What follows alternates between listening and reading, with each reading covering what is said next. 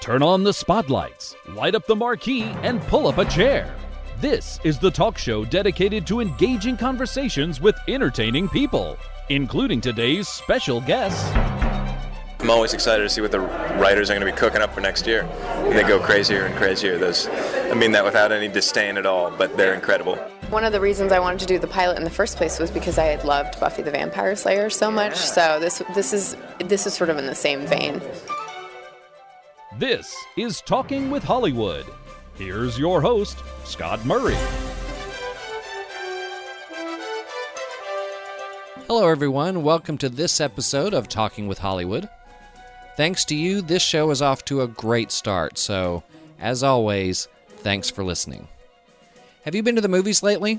Seen any of the big films of the summer so far? Well, this week on the Assembly of Geeks podcast, Jeff, Trisha, and I talked about how we were originally planning on seeing Transformers. But at the moment, there's something that's keeping us away. And if you get a chance to listen to that episode, you'll hear exactly what that is. So instead, on Monday, my wife Jen and I went to the Alamo Drafthouse to see a double feature. And that's something I haven't done in ages. The two movies were Bill and Ted's Excellent Adventure and Bill and Ted's Bogus Journey. And it was great because we were in a room full of fans, and that makes the experience so much more fun. And Excellent Adventure still holds up. The story, the humor, all of it. And here's another couple of observations about it. Everyone's good in it. I mean, obviously, Bill and Ted steal the show. But there are so many reasons why that movie could have failed. But everything was just right. I mean, Alex and Keanu are great, but so is everyone else, ranging from the parents to Mr. Ryan, the historical figures. I love all of the historical figures, especially Napoleon and Socrates. Everyone. It's great, and I also love the soundtrack to that film. Bogus Journey, on the other hand, well, it's just weird and not as good. Although I admire the attempt at making a sequel to that film, and I do like William Sadler as the Grim Reaper. Speaking of the word grim, how's that for a segue? See what I did there? Speaking of grim, on today's show we have a double feature of our own. My guests are David Giuntoli and Bitsie Tulloch of the NBC series Grimm. Now, fairy tales have become a pretty popular theme in movies and TV lately, and Grimm is a success story, as fans are eagerly awaiting the fourth season of the show. And I interviewed both David and Bitsie at Texas Comic-Con in San Antonio last month, and those of you who've had the chance to meet them at a convention like that don't need to be told how really personable and genuine they both are. And I have to say they are shorter interviews because we're at a convention and time is limited. But I just mentioned how personable and genuine they both are, and I really appreciated how that was extended to me at a place like a convention because, it's busy. There's lots going on. There's autographs and photo ops and Q&As and tons of stuff. And even with all of that happening, they made time to talk with me, and they were both great people and great interviews. So, get ready for some Grimm today as we have a Hollywood talk with David Giuntoli and Bitsie Tulloch.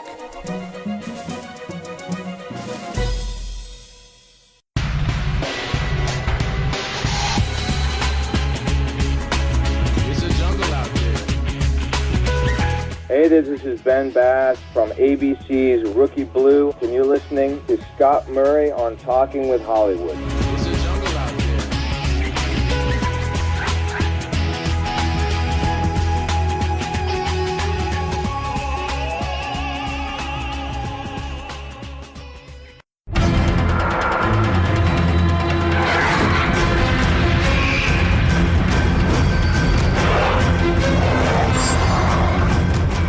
There's a reason why fans can't wait for Season 4 of Grimm to start. When we last saw Nick and Juliette, a number of bad things had come to pass, not the least of which was Nick losing his powers and Adeline finding a way to harm his relationship with Juliette. I can tell you that they too can't wait to see what's going to happen with their characters. In today's Hollywood Talk, they'll share some of their thoughts about the show, their characters, and what could unfold in Season 4, and what they might like to see happen next. First up, here's my conversation with David Giuntoli. Well, David Giuntoli, thank you so much for joining us today on Talking with Hollywood. You're very welcome. It's good to be here. Well, congrats on the success of the show. It seems like each renewal that Grimm gets, it's gotten better and better, just like each and every episode. I'm sure you're really looking forward to the next season, just like the audience. Yes, and I have no idea what's going to happen, just like the audience. The success with shows like these generally not only have a dedicated fandom, but good storytelling and memorable characters, but the chemistry that you all have on the show is also very, very strong. I tend to get the impression that, from interviews I've seen you already do, that you guys have a really good relationship on set, and not only is this a fun show to work on, but you enjoy working together. Yeah, I love working with Bitsie. We worked together in the past, and we've been cast in, this is our second time that we have played boyfriend-girlfriend in a Hollywood production. So there's great chemistry there. Apparently a few near misses. That's true. That's right. Yeah, we almost were cast as boyfriend-girlfriend or love interest and various other things. Yes, and Bitsie's awesome, and it's wonderful working with her all the time. Bitsie's also sitting 2 feet away from me. Yes, he has to make sure he says all the right things, correct? Considering all the types of creatures and beings that Nick has to face, you've been involved in some pretty serious fight scenes. I remember you describing the intensity of fighting the captain at one point was a pretty intense fight scene. Yeah. What are some of the more extravagant fight scenes that really stand out for you, just as far as just the epic version of it that there was and just the physicality that was involved? Oh, gosh. There was a scene this past third season outside of the trailer in the freezing cold with Silas Moore Mitchell where we took on 2 Hunjägers, I believe, and his dad, 3 Hunjägers, and we were kind of getting destroyed, and his dad came and saved us. I remember that because it was freezing cold and we started shooting at 7 p.m. till 6 a.m. Wow. And it was very intricate, and we have a wonderful stunt coordinator named Matt Taylor who has won Emmys and Oscars, and that would be the one for me. What's the most fearsome vessel to face off against, do you think? I would say probably a Blutbaden, who has been around the block. So if Monroe turned on me, that could be ugly. Yeah, exactly. Well, the way season 3 ended, in a lot of ways that couldn't have been more chaotic. As those events unfolded in season 3, what of all the surprises that happened there at the end surprised you the most? I think losing my powers surprised me the most. I couldn't believe that happened. Yeah, well, I mean, that definitely keeps you in nice suspense going into this season, wondering how you're going to get those back. That and the situation with her is also probably the 2 biggest obstacles you're going to face with everything else going on in season 4. Exactly. And then you have Adelind, who is back to her old tricks again, including getting Nick to sleep with her because he thought she was Juliette. Getting powers back and getting the fiancé back, do you have any ideas of what the writers may do to be able to fix the powers and the situation with Juliette? I have no idea. I think I might actually have to sleep with Adelind as Juliette this time. We'll see. We'll see what happens there. All right. Very good. Juliette as Adelind. That's what it's going to be. There you go. That's my guess. Yeah. Well, that would definitely mix things up more than they've already been mixed. That's for sure.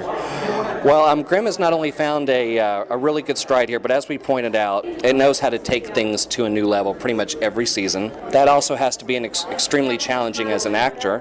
What's it like for you, knowing just how each time you've had to step it up each season, preparing for everything that's going to be going on in this next season with all the chaos that was left behind? Well, I feel like I'm more prepared for it every season we go in. I kind of know what to expect, and physically, as far as like fighting and all those long hours, and I'm always excited to see what the writers are going to be cooking up for next year. And they go crazier and crazier. I mean that without any disdain at all, but they're incredible. Crazy in a good way. Absolutely. Absolutely. Was there anything that you can maybe hint to fans that you may or may not know that's going to take place in season 4? I know you can't talk about a whole lot, but maybe just in general what they might expect. I honestly wish I could answer that. I don't know much. I think that they've probably written 3 episodes. I want to stay in the dark about it. I never really want to know. I heard they might kill off one of the big characters this season, just to mix it up. But other than that, no. But that's a pretty big spoiler. Yeah. Okay. So you're at a comic convention today. I am, sir. The convention in the comic book geek culture has exploded so much in recent years, where these are happening so often. What's it like for you to have the opportunities like this to come and meet some of the fans face to face? The audience that you don't always get to see. Oh, I love meeting the fans. I think the hardest thing with television is you're doing it in front of the crew who's seen you all day and they're so tired of you, Yeah. And you don't get to see your audience. So this is where I see my audience, and it really does. I love the human connection. That's awesome. Yeah. Okay.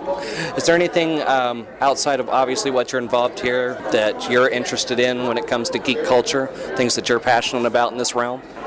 I've just watched Temple of Doom. Nice. With a guy named Sam Witwer, who was in Being yeah. Human. He's a very good friend of mine, and he tries to geek. He's like a legit geek. So I didn't even see any of the Star Wars until 4 years ago. I say he's in Clone Wars too. Yeah, he's in Clone Wars too. So he showed me all the Star Wars in the order he thought was the best way for like nice. a reveals, Okay. different times, and then we just went through all the Indiana Jones and everything. I see him all the time. We're gonna do it again. So you saw the Star Wars movies for the first time just recently? Probably four years ago, we were in a pilot together, and so he thought there was the perfect order of seeing Star Wars to reveal certain things in a different way from how they were revealed to the public. Such as, I didn't know that they were brother and sister until the birthing scene. Like, I didn't know. Like, I didn't know that he was whose father. Like, I didn't know what was going on. So I can't remember the order he showed them to me. Yeah, I've heard that, of course, everybody talks about whether you watch 4, 5, and 6, and 1, 2, and 3. Yeah. But I know that there's also a specific way exactly. that you can watch it, that they figured out the best way to watch. It was something different from 4, 5, 6, 1, 2, 3. It was, I think 1 came after, like, 4? Right. Or something like that? I don't know. Yeah. But it was cool. But it was cool. And it worked. It's cool for him. Yeah. Oh, I bet it was. I bet it was. He's a nerd. I love him. That's awesome. I read somewhere that you had, and tell me if this is true, that you auditioned for Man of Steel. I did. I got kind of far down the road on that. Really? I mean, I could see you doing it. Yeah, but they needed somebody who was the size of an actual man. And I still think you could pull it off. Yeah, I mean, Cavill's probably like 6'1", and he had like lifts in too. So, and he's, and he was great. Yeah. And David Goyer did a great job writing that. He's a friend of mine, and he wasn't a friend of mine then. Maybe I would have had a better shot at getting the role. So, but you got pretty close. No, I mean, I went for far enough down the line, but I can't say I got close. Did you like how the movie turned out? I thought it was really great. I enjoyed the movie quite a bit. Yeah. Very cool. Okay. Is there another geek franchise that you might want to be a part of at some point? I'm more of like a comedy geek guy. Like, I would have loved to like be in Community or something like that, which is kind of like nerdy, right? What else? I mean, Walking Dead's phenomenal. Yeah. Battlestar Galactica. It was one of my favorites. Well, and you're part of one already, so I mean, It's great. Yeah.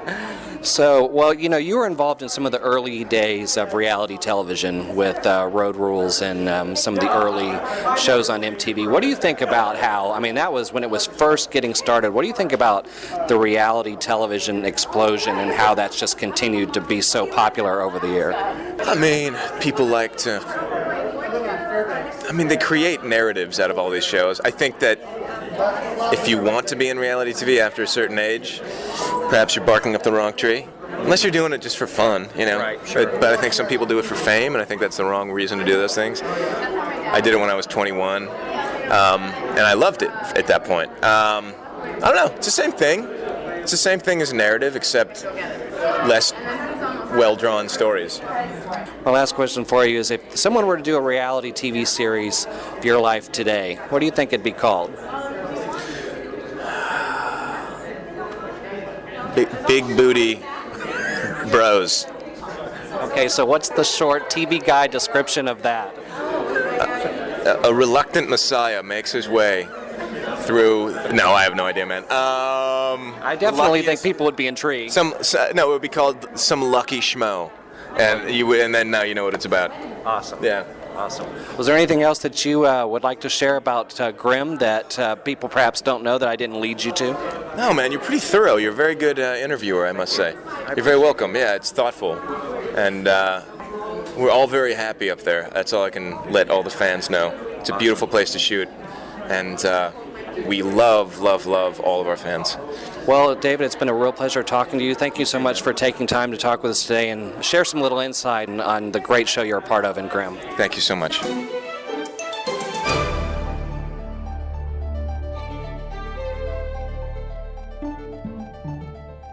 Now, as I discussed with David, Grimm can definitely be classified as a geek show.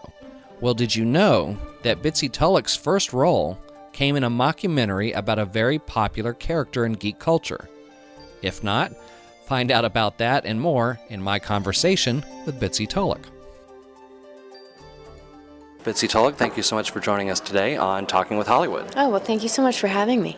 It's my pleasure, and I know that you have a very unique name, obviously, and I love it. And I know some people might think that's actually taken from Elizabeth, but it's actually an homage to your grandfather, correct? It is. Yeah, my grandfather was named Walter Scott Tulloch, and he was a bomber pilot in World War II, the Korean War, and the Cold War. And it was his childhood nickname. His name was Walter Scott Tulloch, and he and I were always really close.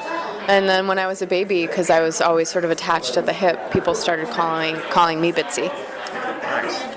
Well, Grimm is obviously a very unique take on fairy tales. That's been a very popular theme in Hollywood these days. But what do you think it is about Grimm that people love so much regarding the take it's given to the show? Well, one of the things that I think is nice about it is that it is a procedural, but it's not too heavy on the procedural, which I think can potentially be sort of slow or, maybe get old. And so I think it's a really nice balance of procedural and the sort of mythological stuff and the relationship stuff. I also just think it's really fun. It's kind of cheeky.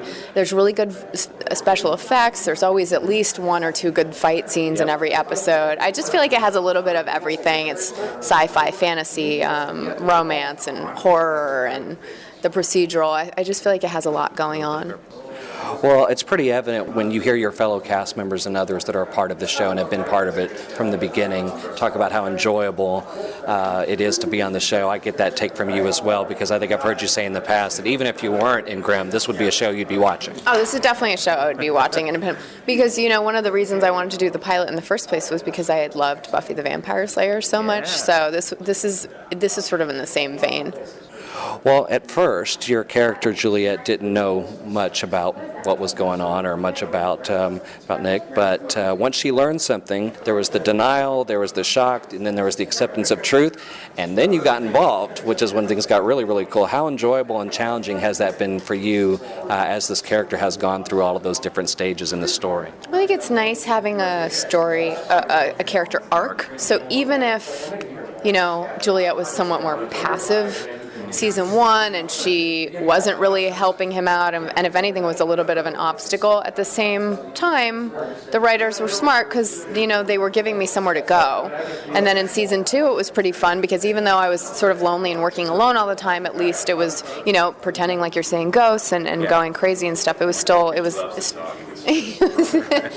still not a bad storyline to sort of get to play crazy. I mean, I feel like that's every actor's dream, is to sort of play crazy. And then it's just been a blast season 3 doing the Scooby Squad stuff and getting to fight. I love all the fight scenes and getting to say all these crazy words, and I just love this aspect of Juliette where she's sort of the geeky researcher, and she gets really super into researching, and she gets so excited. Well, as far as that fighting is concerned, she can hold her own. Yeah, well, I mean, it took a little while rehearsing, but that stuff's very fun for me. I actually was trying to do as much of it as I possibly could without killing myself.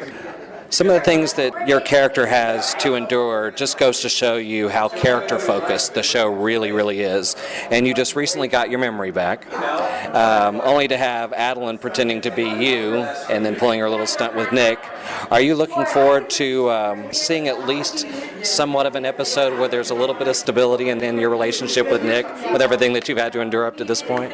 Yeah, I guess it would be nice, although I don't know for a show or two? Yeah, for a show or two, if we could actually have like a loving moment where there aren't any ogres or monsters, or Nick isn't bringing anybody home who's creepy, that would be nice. But again, I don't know that would be that interesting for the fans. It only goes so more than a couple episodes. Yeah. Sure.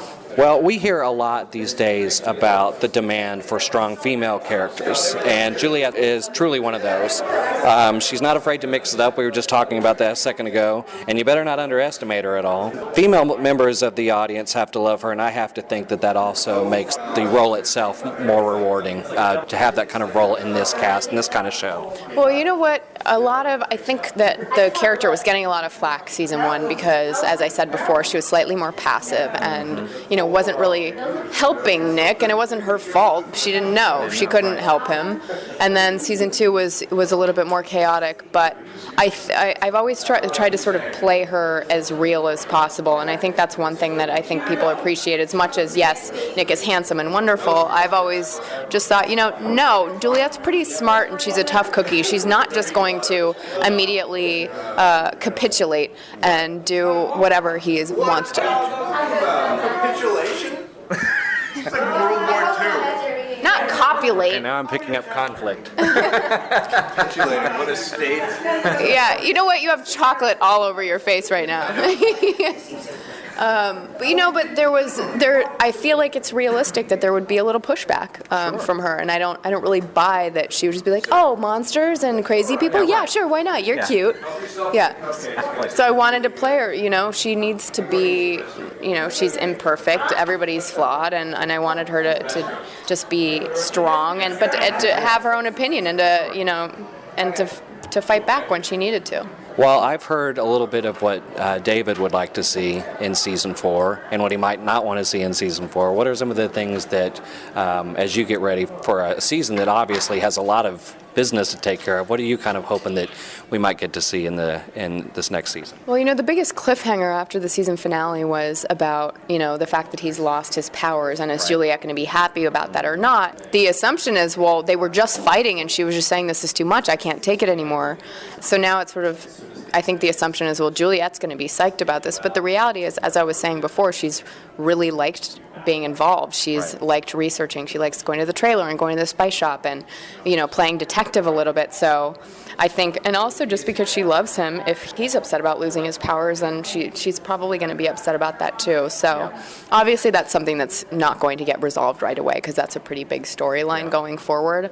I was saying during the panel that one thing I'd like to see at some point is them get pregnant and see what the Grimm baby would look like. I think that would be pretty interesting. That would be interesting. I could totally see this show taking that step, too. That's not out of the realm of possibilities. Yeah, totally. Well, here we are at a convention, and, people enjoy shows like Grimm and several other franchises, including Star Wars.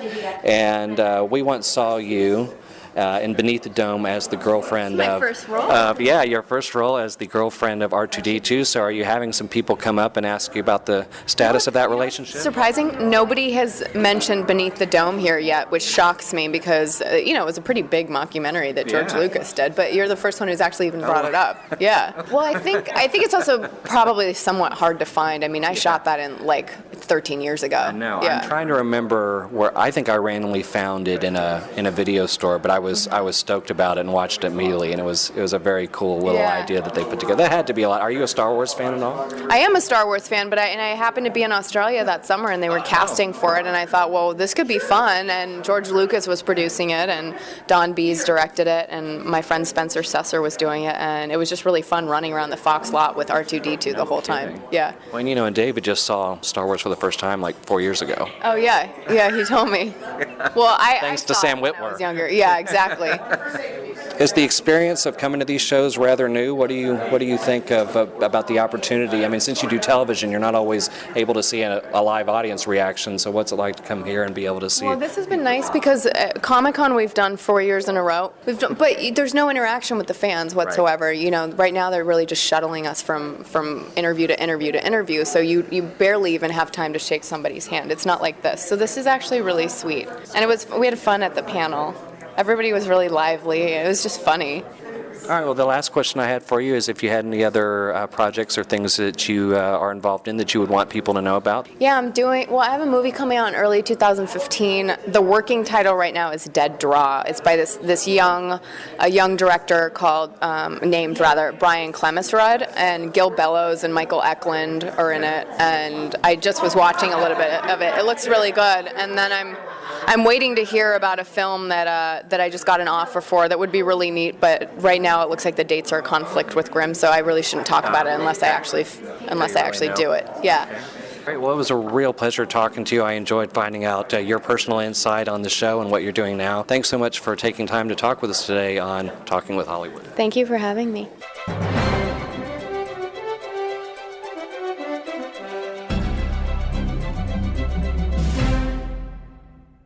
I'd like to thank everyone who made today's show possible, including David and Bitsie, their manager, and of course, Texas Comic-Con. Now, if I asked you all what your favorite movies of all time were, could you tell me? And I mean literally, could you tell me like your top 5 of all time favorite movies? If you can, awesome, because I don't think I can.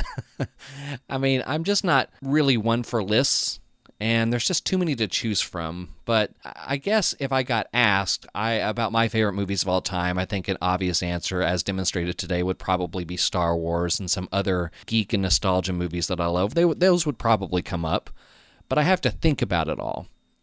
However, there's one movie that always comes up when I'm asked about my favorite films, and that's Field of Dreams.